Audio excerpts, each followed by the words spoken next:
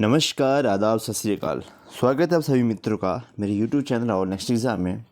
तो दोस्तों, आज फिर से हम एक और आपके लिए प्रीवियस मॉडल टेस्ट पेपर लेके आए हैं। तो आज भी हम नॉन मेडिकल का करेंगे, लेकिन नॉन मेडिकल का तो है ये, लेकिन इसमें से 2-3 पोर्शन ऐसे हैं जो कि जो मेडिकल वाले हैं और आर्ट्स वाले हैं उनके लिए भी काफ़ी हेल्पफुल रहेंगे। जैसे कि आपका है, इसमें साइकोलॉजी का पोर्शन है वो सबको आएगा, हिस्ट्री आपका जीएस का पोर्शन है वो सबको आएगा, ठीक है। बाकी नॉन मेडिकल वालों के लिए तो आपको केमिस्ट्री का पोर्शन भी सेम ही रहेगा, तो आपके लिए भी काफ़ी बेनिफिशियल रहने वाला है। तो स्टार्ट करते हैं। हमारा फर्स्ट क्वेश्चन है, development means a progressive series of changes that occur in orderly predictable pattern as a result of maturation and experience. Who said this? अब ये कथन किसने कहा था कि विकास का अर्थ है कि एक उन्नतिशील परिवर्तन श्रृंखला जो कि अनुभवों और परिपक्वता के कारण स्वरूप नियमित रूप से भावी आदर्श के रूप में घटित होती है। तो ये कथन किसका था? तो ये था आपका हरलोक का, option number B, E B. हरलोक।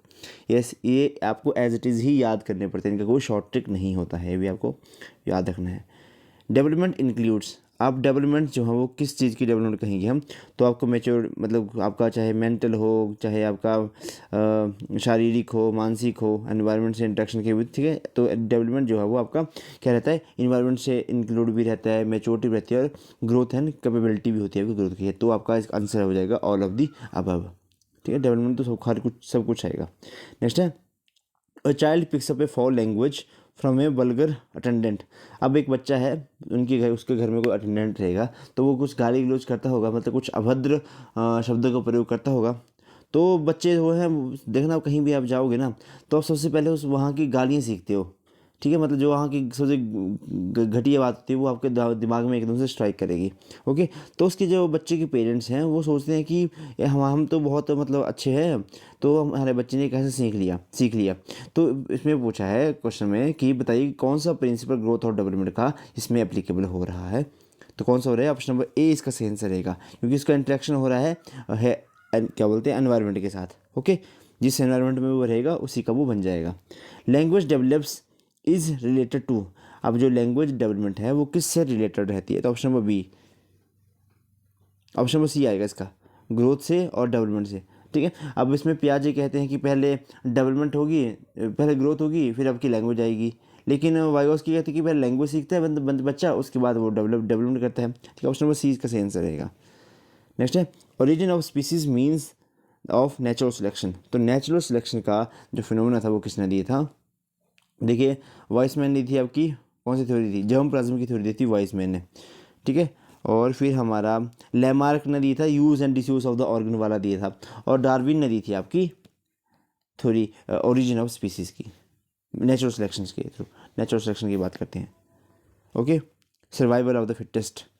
Next है हमारा, which one of the following is not the law of heredity propounded by the Mendel. तो मेंडल था जिसको हम क्या कहते हैं, फादर ऑफ जेनेटिक्स, यानी कि अनुवांशिकी का उसको पिताजी कहा जाता है।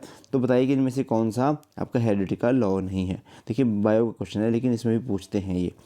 6 का option machine survival of the fittest, जो मैंने अभी ऊपर बताया अभी, क्योंकि वो तो डार्विन का है ना। ऑप्शन नंबर सी सही आंसर इसका, मतलब यही गलत है। Van is the sex of child is determined. तो बच्चे का लिंग जो है कब डिटरमाइन कर सकते हैं? तो जब भी at the time of the meeting और कॉन्सेप्शन, जब भी बच्चे को गर्भाधारण की आता है, तो उसी टाइम पे आपका बच्चे का लिंग जो है वह निर्धारित हो जाता है। वो एक्स और एक्स वाई आपने पढ़ा होगा। नेक्स्ट है वर्ड है हमारा, an infant usage a word पापा इन ग्रीटिंग मैनी मेंस। बस स्टार्टिंग में बच्चे क्या करता है कि स्टार्टिंग में हर किसी को भी पापा पापा बोलने लगा, स्टार्ट कर देता है ना, ठीक है। बाद में इसको बात पता चलता है कि उसके पापा कौन है। तो बस इन्होंने पूछा कि बताइए ग्रोथ और डेवलपमेंट का कौन सा इसमें प्रिंसिपल जो है वो एप्लीकेबल हो रहा है। तो ये क्वेश्चन है हमारा 8th क्वेश्चन है। तो 8th क्वेश्चन का ऑप्शन नंबर बी आएगा, development proceed from general to specific response. यानी कि जनरल, यानी कि पहले बहुत सारे लोगों को, ठीक है, वो पापा बोलते हैं, उसके बाद क्या हुआ, एक अकेले बंदे को पापा। तो ये हुआ जनरल टू स्पेसिफिक, ठीक है। ये जनरल टू स्पेसिफिक ये आता है, बहुत बार पूछे जाते हैं ऐसे क्वेश्चन। देखिए, डेवलपमेंट, ग्रोथ एंड डेवलपमेंट का फर्स्ट चैप्टर है, उसमें से बहुत सारे क्वेश्चन आते हैं, घुमा घुमा के आते हैं हमारे, ठीक है। विच of the following which is not the law of growth and development. तो ग्रोथ एंड डेवलपमेंट का इनमें से लॉ कौन सा नहीं होगा? तो 9th का ऑप्शन नंबर ए रहेगा आपका, लॉ ऑफ रिग्रेशन। ए सही आंसर है इसका। नेक्स्ट है हमारा, हम जवानी में सीखते हैं आयु बढ़ने पर इसका अवबोध करते हैं। ये कथन क्या दर्शाता है? If you in youth we learn, in age we understand, what does this statement indicate? तो ये स्टेटमेंट आपको क्या दर्शाती है? Relationship of learning and with the age, मतलब हमारा मतलब जैसे जैसे हमारी उम्र बढ़ती है, उम्र का तक जाता है हमारे, तो उसी तरह से हमारी लैंग्वेज भी डेवलप होती है। क्या बोल रहा हूँ मैं अभी? नेक्स्ट क्वेश्चन है, what is mean by growth in the strict sense of terminology of psychology? अब ग्रोथ का स्ट्रिक्ट सेंस में हमने अगर इसका मतलब निकालना हो इन टर्मिनोलॉजी, साइकोलॉजी की टर्मिनोलॉजी में, तो वो क्या आएगा हमारा? तो वो आएगा option number B, it is the increase in size, weight and height. कि यही होगा क्या? अगर हमने साइकोलॉजी के टर्म में देखना होगा तो ऑप्शन नंबर ए आएगा, mental growth of the child आएगी, अगर हमने स्ट्रिक्ट सेंस में देखना होगा। ठीक है, ये तो हमारा हर कोई बता देगा कि हम डेवलपमेंट कैसे बोले कि शरीर बढ़ा उसका, लेकिन कब उसका दिमाग जो है, कब उसका मतलब मेंटल ग्रोथ हुई, तो हम उस केस में उसको कहेंगे। ठीक है, नेक्स्ट है, how many words does a child learn to speak at the age of 2 according to professor Smith? तो 2 वर्ष की आयु में बच्चा कितने वर्ड जो है सीख पाता है? तो 272 वर्ड सीख पाता है। ऑप्शन नंबर डी सही आंसर रहेगा इसका। और 4 की 5 में 2072 कुछ इस तरह से भी ना। नेक्स्ट है, what is mean by the lack of uniformity? अब यूनिफॉर्मिटी का मतलब लैक ऑफ यूनिफॉर्मिटी, तो इसका मतलब क्या रहेगा आपका? तो 13 का ऑप्शन नंबर है बी। तो ये कहते हैं कि development is continuous but not uniform at different stages. अब कंटिन्यूस तो होगी डेवलपमेंट, ये तो एक बात याद रखें, डेवलपमेंट आपकी कंटिन्यू होगी, लेकिन जो सभी स्टेजेस के ऊपर सेम नहीं होगी। किसी स्टेज में आप बहुत ज़्यादा ग्रो करते हैं, किसी स्टेज में आप लाइफ के स्टेज में बहुत कम ग्रो करते हैं। तो डेवलपमेंट कभी भी क्या नहीं रहती है? यूनिफॉर्म नहीं रहती है। ये भी आप याद रखें। अगला है हमारा, एज पर study conducted by the Galton, what ratio in heredity in organism is due to father and mother? तो 50% आती है, आपको पता तो है, एक्स और वाई बनते, तो 50% आती है। नेक्स्ट है, who gave this definition that environment covers all the outside factor that have acted on the individual since he began life? ये परिभाषा किसने दी कि वातावरण में वे सब बाह्य कारक आते हैं जो तब से मनुष्य पर प्रभावी रहते हैं जब से उसने जीवन आरंभ किया? तो ये शब्द किसके थे, ये वचन किसके थे? ऑप्शन नंबर बी, वुडवर्थ के थे। 20 का सही आंसर रहेगा वुडवर्थ। नेक्स्ट है, बालकों में शरीर की बनावट, चरित्र, स्वभाव, अभिवृत्ति और पारिवारिक गुणों की भिन्नता क्यों होती है? Why do children differ in physique, character, habits, attitudes and family state? तो किसकी वजह से रहती है ये सारी चीज़ें? तो ये सारी चीज़ें रहेंगी आपकी सी ऑप्शन, यानी कि हेरिडिटी और एनवायरनमेंट की वजह से। सबका हेरिडिटी अलग होगी, सबके जीन्स अलग होंगे और सबका एनवायरनमेंट भी अलग ही होगा। नेक्स्ट है, मानव को सृष्टि का सरताज क्यों कहा जाता है? Wise man is called as the crown of the creation? तो क्यों? ऑप्शन नंबर डी क्या रहेगा, man is only being endowed with the power of thinking, reasoning और इमेजिनेशन। सिर्फ इंसान के ही पास ऐसी पावर है कि वो सोच सकता है, समझ सकता है, रीजनिंग लगा सकता है और इमेजिनेशन कर सकता है।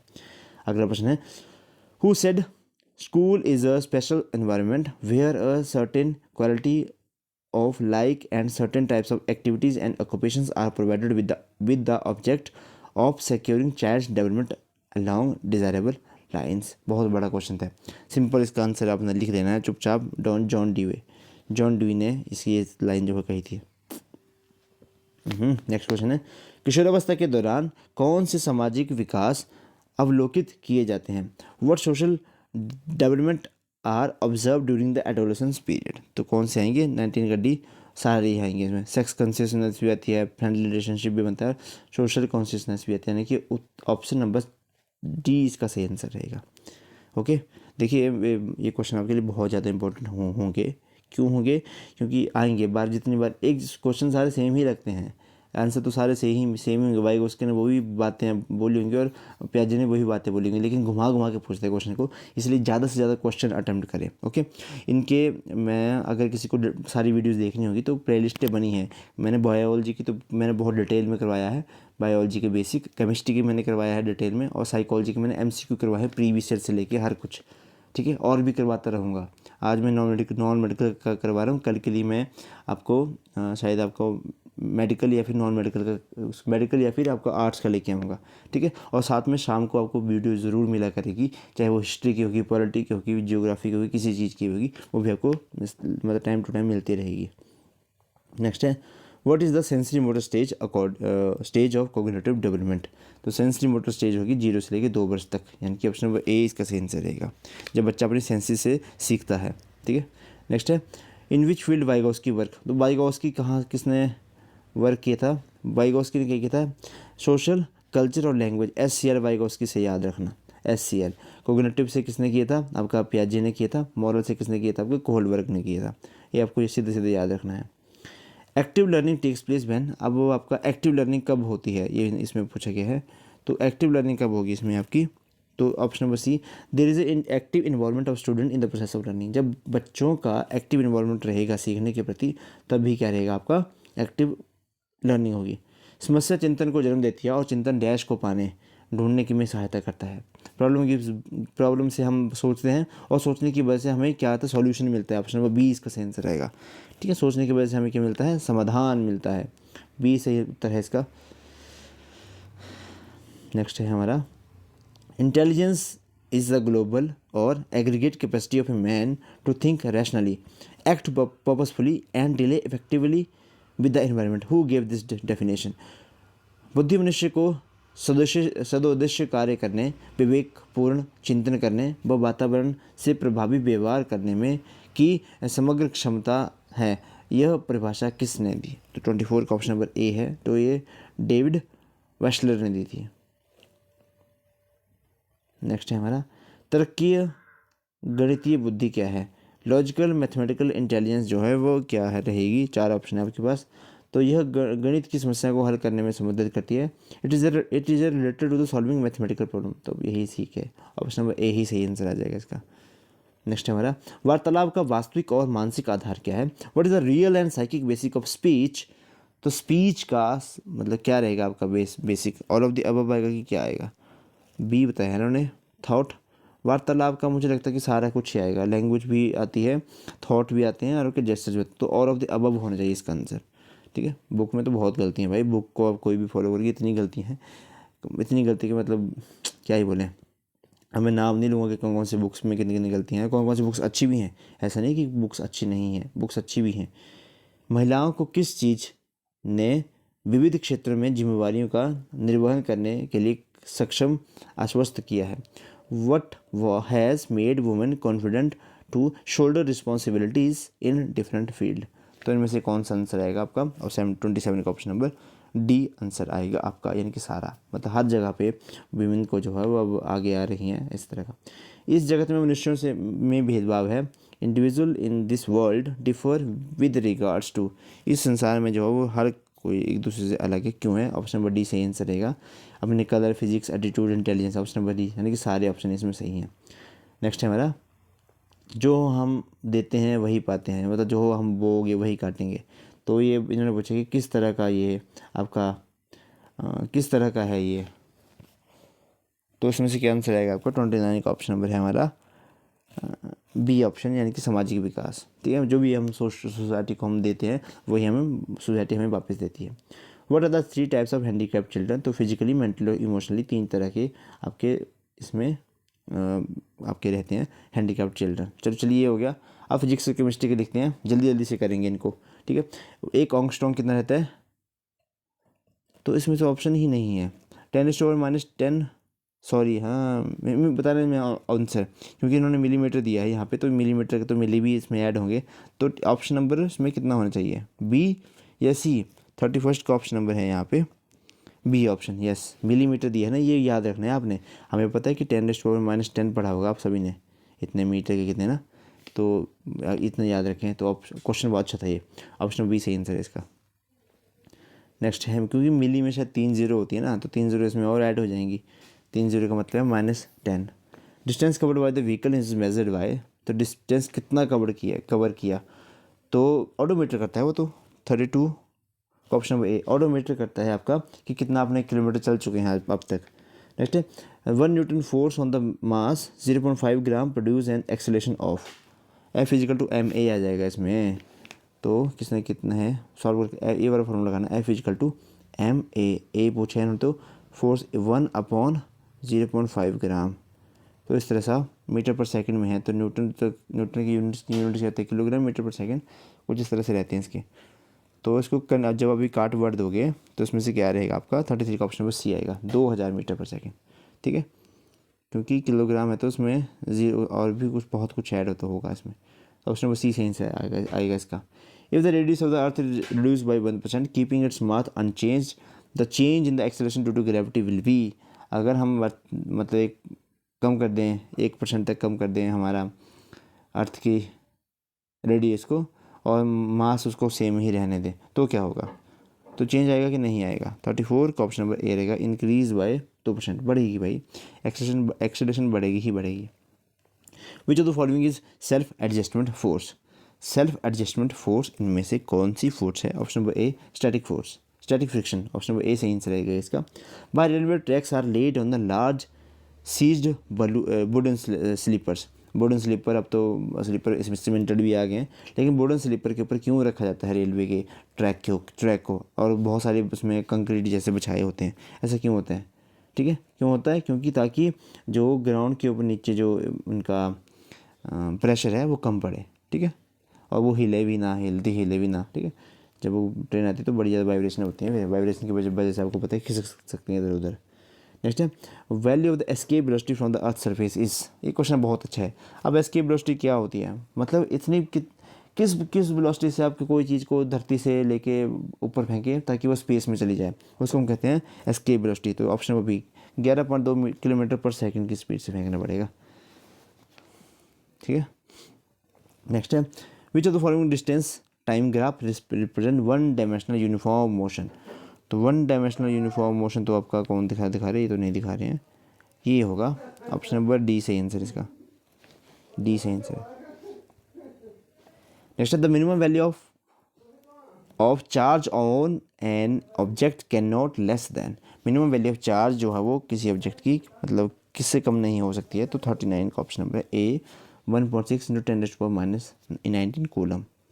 नेक्स्ट है the resistance of the conductor is R if its length is doubled then new resistance will be, क्या होगी भाई, अगर उसकी कंडक्टर जो हो रेजिस्टेंस किसी कंडक्टर की जो हो आर है, अगर उसकी लेंथ हम बढ़ा देंगे तो क्या होगा, तो कितनी हो जाएगी, 4R हो जाएगी भाई, ये भी याद रखें, ऑप्शन नंबर सी आंसर रहेगा इसका।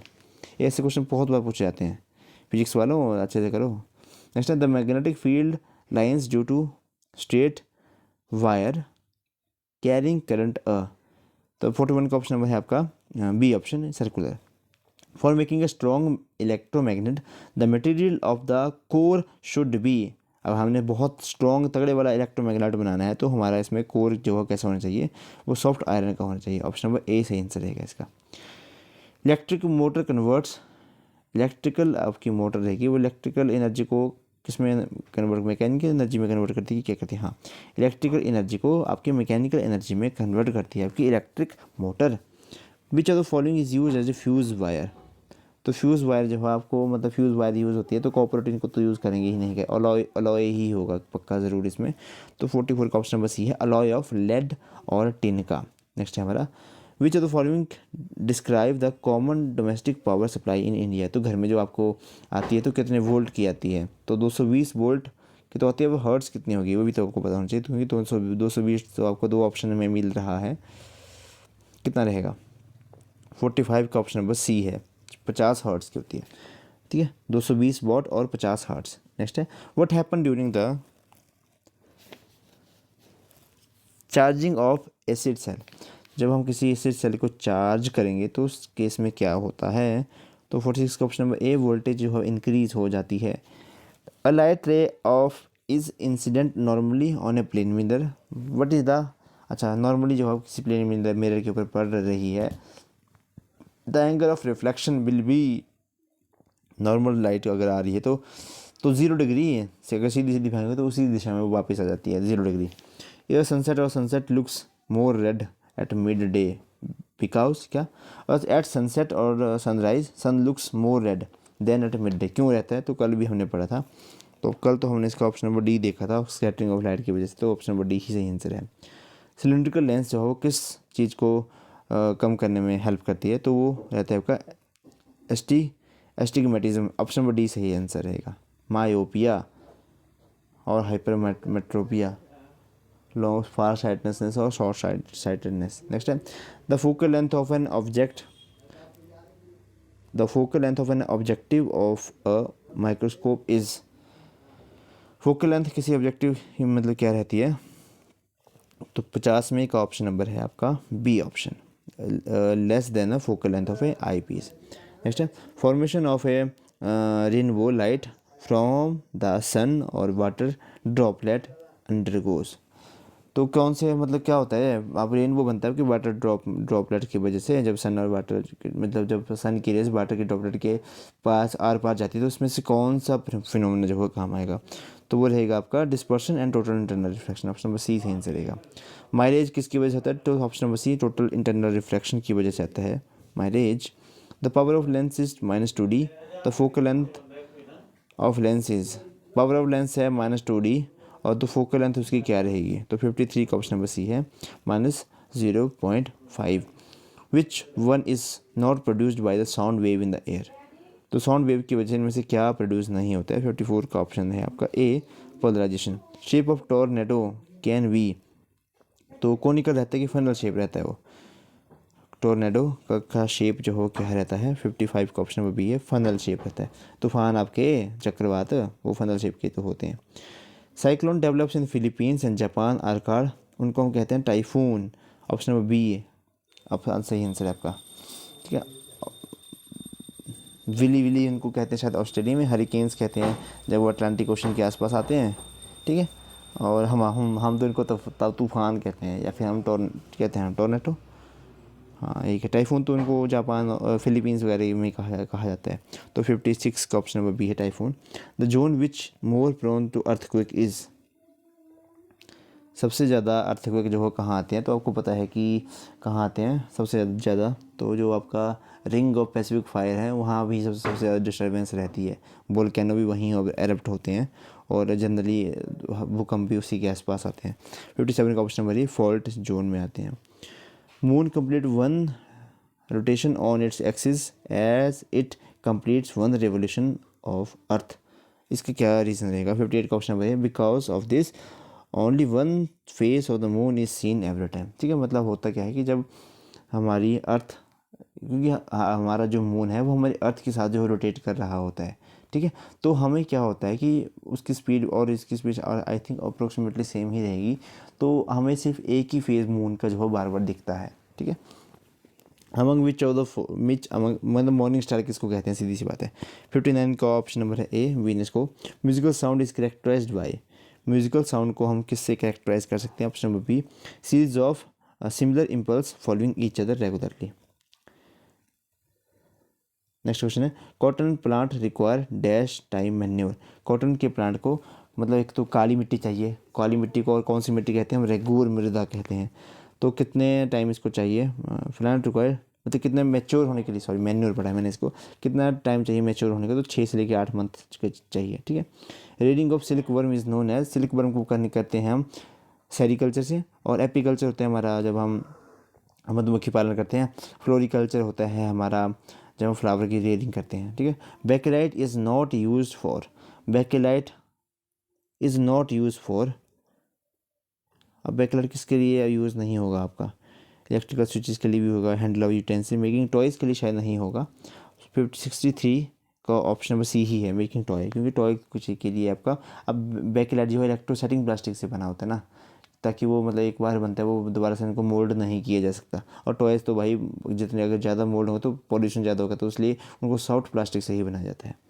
विच of the following is, which of the following is a synthetic polymer, तो सिंथेटिक पॉलीमर इनमें से कौन सा है, तो पॉलीस्टाइरीन। 64 का ऑप्शन नंबर है हमारा D.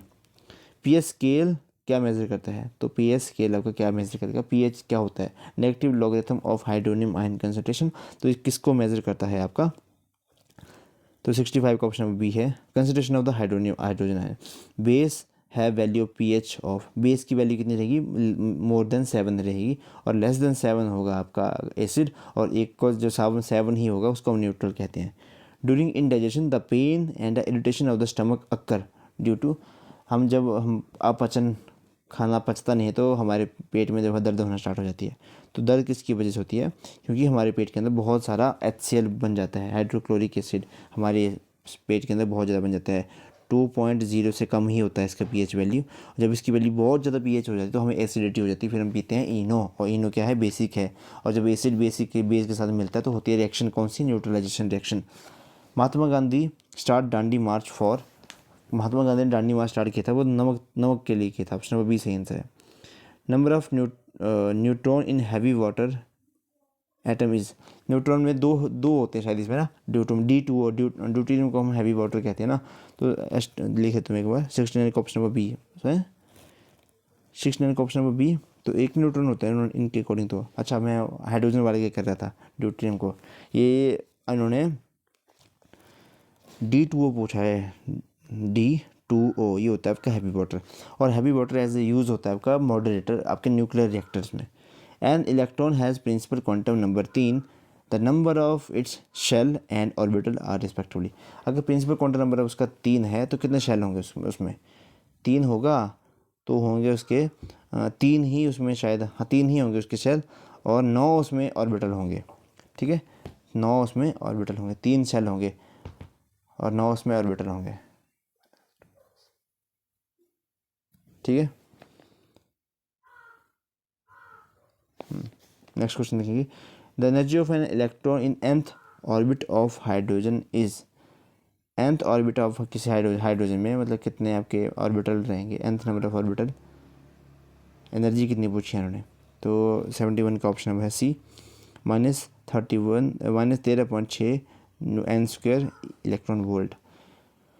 When the azimuthal quantum number has the value of L1, the shape of orbital is, orbital की शेप तो डम्बल शेप्ड होती है, लेकिन जब L की ऐसे 1 हो तो वो भी डम्बल शेप के ही होंगे, इस तरह के।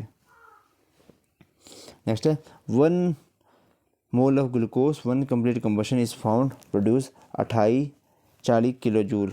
कैलोरीफिक वैल्यू कितनी रहेगी उसकी अगर वो उसकी मतलब कंप्लीट कंबशन से एक ग्लूकोज का मॉलिक्यूल जब उसकी पूरी से रेस्पायरेशन हो रही है ना तो आपको एनर्जी प्रोवाइड करवा रहा है वो 2840। तो इन्होंने पूछा है कि उसकी कैलोरीफिक वैल्यू कितनी रहेगी।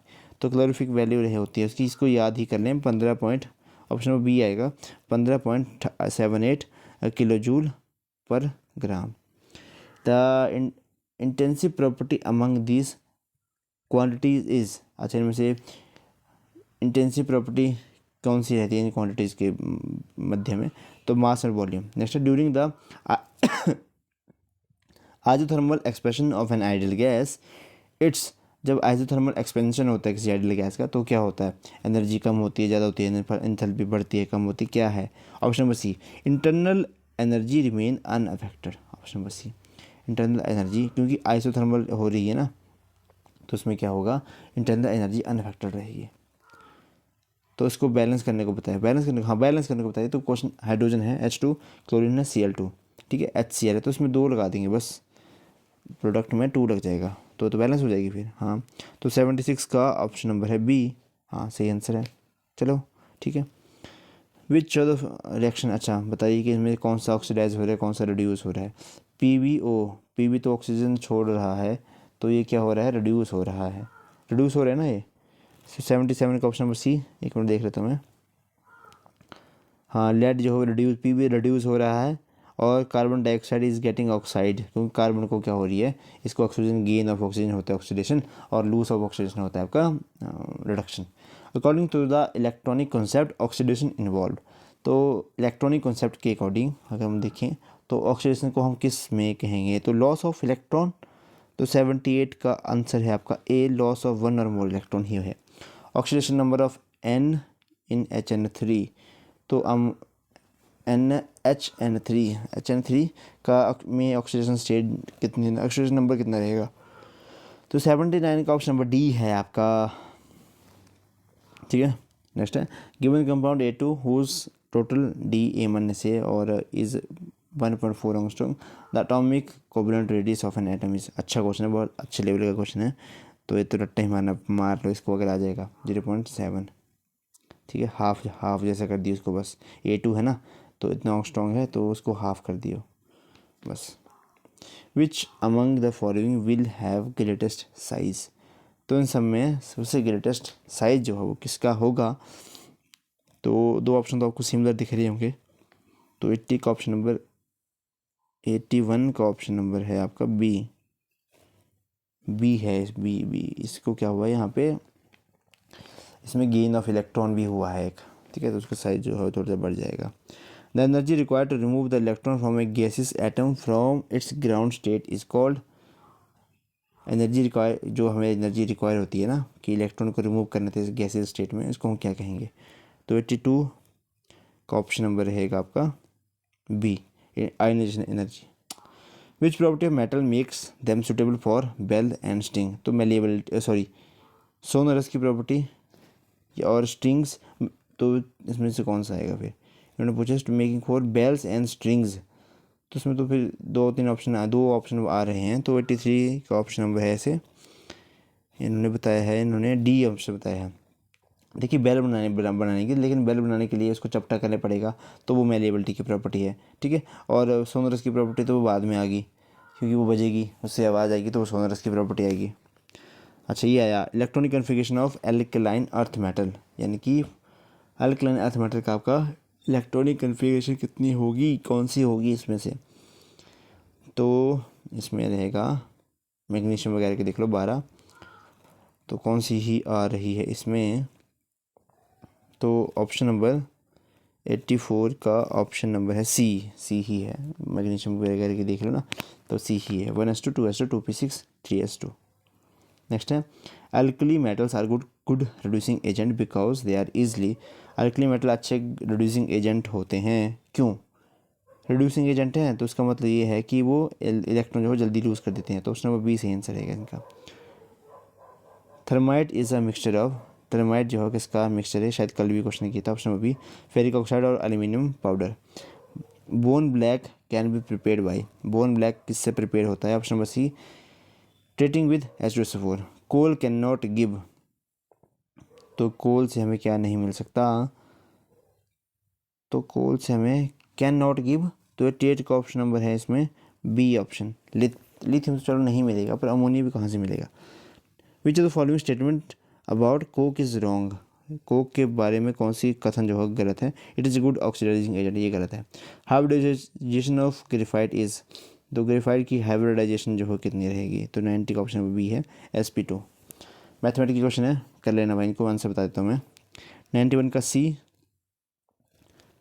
92 का डी, 93 का ए, 94 का डी, 95 का सी, 96 का सी, 97 का ए, 96 का मैंने बताया आपको सी, 97 का ए, 98 का बी, 99 का सी, 100 का डी, फिर है आपका 101 2, 102 का ए, 103 का सी, 103 का सी, 104 का ए, 105 का सी, 106 का बी, 107 का भी सी, 108 का बी, 109 का 9 का ए, 110 का ए, 111 का सी, 112 का ए, 113 का बी, 114 का सी, 115 का डी,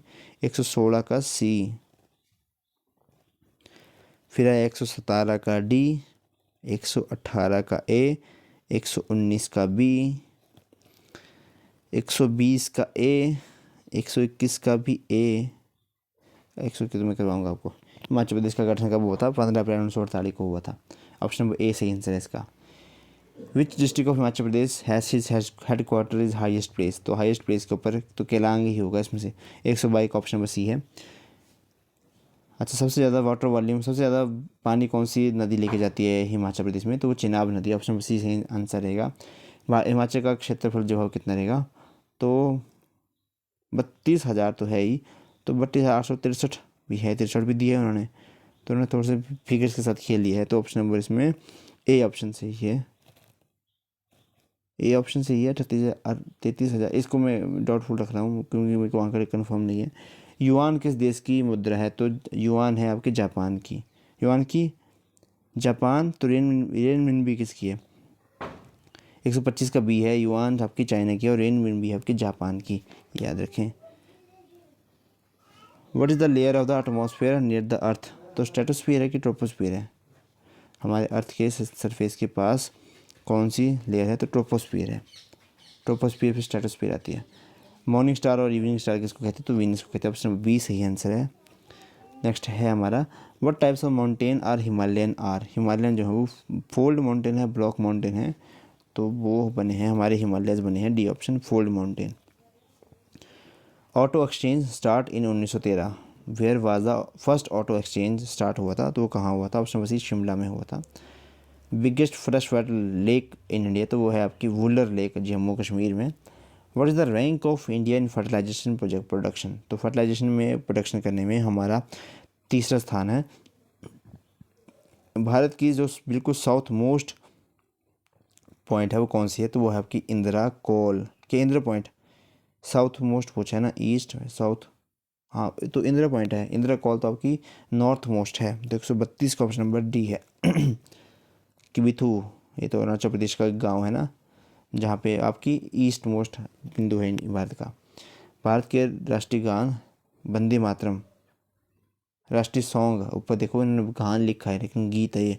राष्ट्रीय सॉन्ग किसने लिखा था? आपका बंकिम चंद्र चटर्जी ने। और राष्ट्रीय गान लिखा था आपका रविंद्रनाथ टैगोर ने। रविंद्रनाथ टैगोर ने लिखा था। भूटान की सीमा किस देश से नहीं लगती है? कहाँ से नहीं लगती है? वेस्ट बंगाल को देखो ना किस तरह से स्पेलिंग देखो वेस्ट बंगाल की। तो 134 का ऑप्शन नंबर है इनका डी। तो अपनी डी तो क्या ही है, घट प्रभा। जोजिला पास किसको जोड़ता है? तो जोजिला पास जोड़ता है आपका ऑप्शन नंबर सी श्रीनगर को लेह से। Nanded in Maharashtra situated in on the river. Nanded कौन सी नदी के ऊपर है? तो कावेरी नदी पे है शायद ये। 136 का ऑप्शन नंबर बी है, गोदावरी भी है। और नांदेड़ क्यों इम्पोर्टेंट है? जहाँ पे आपके सिख धर्म के जो गुरु थे, शायद गुरु नानक देव जी या गुरु कौन से थे, जो नांदेड़ में उन्होंने मतलब वहाँ लिया था, वहाँ पे वो भक्ति वगैरह कर रहे थे। ऋग्वैदिक काल के प्रमुख देवता कौन थे? तो ऋग्वेद काल में जो हमारे प्रमुख देवता थे वो इंद्र थे। शक संवत का आरंभ किसने किया? हमने कल की जो हिस्ट्री की क्वेश्चन है उसमें किया था, वो कृषक ने किया था। ऑप्शन नंबर बी 38 का ऑप्शन नंबर बी हम। महमूद गजनी ने नागरकोट के किले पर कब हमला किया था? तो 1009 में किया था। ऑप्शन नंबर ए सही आंसर रहेगा। नेक्स्ट है हमारा, बाबर ने अपनी आत्मकथा तजुक के बाबरी किस भाषा में लिखी थी? तजुक के बाबरी कौन सी भाषा में लिखी गई थी? 140 का बी है, Turkish. First Acharya who gave philosophical of भक्ति, भक्ति के फिलोसफिकल जो किसने की थी? 144 का ऑप्शन पे रामानुजाचार्य। और इनकी 216 फीट की ऊंची प्रतिमा भी स्थापित करी गई है आपके हैदराबाद में। ठीक है, स्टैचू ऑफ इक्वालिटी के नाम से है उसका शायद। नेक्स्ट है हमारा, who among the following is not founder of the Ghadar party in San Francisco? Lala Hardayal ji तो थे ही थे, तो इनमें से कौन सा नहीं है ये पूछा गया है। 1 डी ऑप्शन है, बिपिन चंद्र पाल नहीं थे। डू और डाई, करो या मरो का नारा किसने दिया था? तो महात्मा गांधी ने दिया था। भारत छोड़ो आंदोलन में करो या मरो, डू और डाई। नेक्स्ट है, under which article the constitution the voting age was reduce to 21 to 18? 21 से हमारी वोटिंग एज 18 कर दी गई थी। कौन से संविधान संशोधन की बात करी गई थी? तो 61 में 61 आएगा ना। नेक्स्ट है, राष्ट्रपति को पद और गोपनीयता के शब्द कौन दिलवाता है? तो कौन कौन? Chief justice of supreme court. Option number C सही आंसर रहेगा इसका। नेक्स्ट है, नेवल बेस कहाँ पर है? सबसे बड़ा नेवल बेस भारत में सबसे बड़ा नेवल बेस कहाँ पे स्थित है? तो वो है ऑप्शन नंबर सी, करवार कर्नाटका। करवार कर्नाटका।